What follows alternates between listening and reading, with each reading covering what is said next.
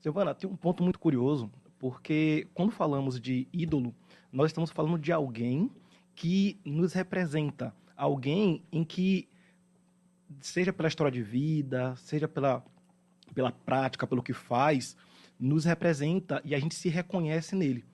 Um ponto curioso que o ídolo, ele não nasce ídolo. E o mais curioso é que a pessoa que quer ser ídolo, ela não consegue por si só ser ídolo. Quem nos torna ídolos? As pessoas que nos reconhecem como ídolo. Então, pode parecer meio estranho inicialmente, mas eu costumo dizer que quem coloca a pessoa que a gente reconhece como ídolo na parte mais alta da prateleira são as pessoas, não é a própria pessoa. Tem um autor, Erving Goffman, ele fala assim, no livro As Representações do Eu na Vida Cotidiana, em que ele brinca falando que por mais que você se esforce, se comporte, se vista como tal, o título que você recebe não é você que diz que tem, mas são as pessoas que te colocam naquele lugar. Então, o ídolo, por mais que ele queira ser ídolo, ele precisa cativar para, a partir daí, se tornar um ídolo, porque ele vai ser colocado pelas pessoas naquele lugar de ídolo. Um ponto interessante, o ídolo, ele representa muito o que o público, o que a pessoa acredita. Então, seja no que diz respeito aos valores, à postura, ao que faz, às vezes até na aparência.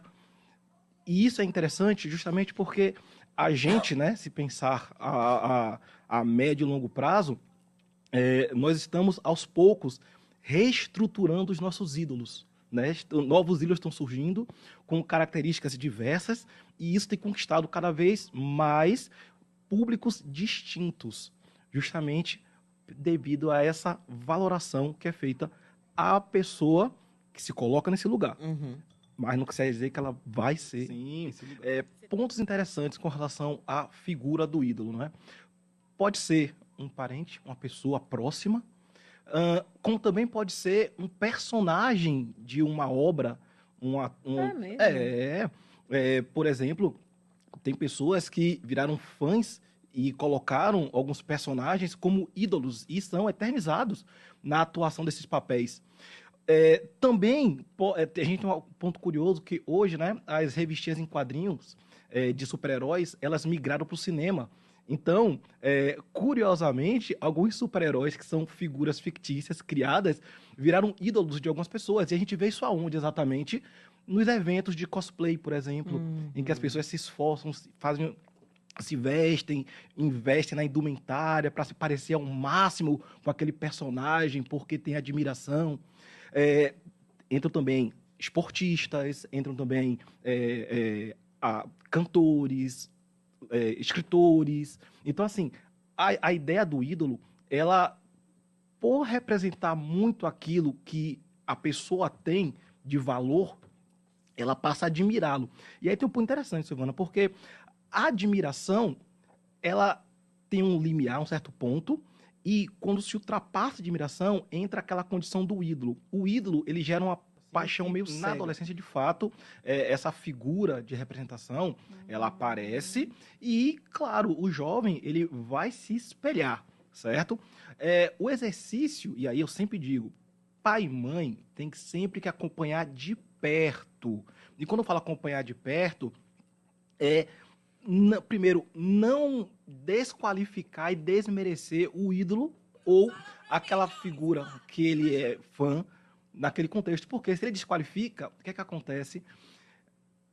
A criança ou o adolescente, ele passa a se distanciar, ele deixa de falar sobre com esse pai, com essa mãe, e esse pai e essa mãe tá achando que tá tudo bem, só que, na verdade, dentro do quartinho dele, do adolescente, ou dentro da cabeça dele, e das relações que ele vai estabelecendo, são todas enviesadas para esse grupo específico. E, claro, ele não vai falar por quê? Porque ele sabe que se falar vai sofrer sanção, vai ser retaliado. Então, se aproximar desse filho, dessa filha, basicamente ouvir essa opinião, procurar construir com ele por que essa pessoa te representa, o que ela faz que chama tanto sua atenção, e a partir daí ir construindo, certo? um diálogo onde a racionalização desse processo da idolatria, ela comece a aparecer. E aí, tirar, e aí com esse exercício, o próprio jovem, ele vai reavaliando essa questão e vai vendo que talvez não seja ídolo, mas no máximo um admirador. Até porque a maturidade, é importante salientar isso. O jovem, ele é, a nível neuronal, imaturo, certo? E essa maturidade, ela vai se desenvolvendo ao longo da transição da fase adolescente, jovem, adulto. Quantos anos, mais ou menos? Aproximadamente dos 18, 15 até os 21, 22, em alguns casos até 25 anos, é o processo de maturação. Lembrando, maturação é o desenvolvimento do cérebro. Certo. E maturidade, que é diferente, já a maturidade é uma leitura diferenciada, nesse caso, menos impulsiva, menos passional, mais racional dos fenômenos da vida. Gente,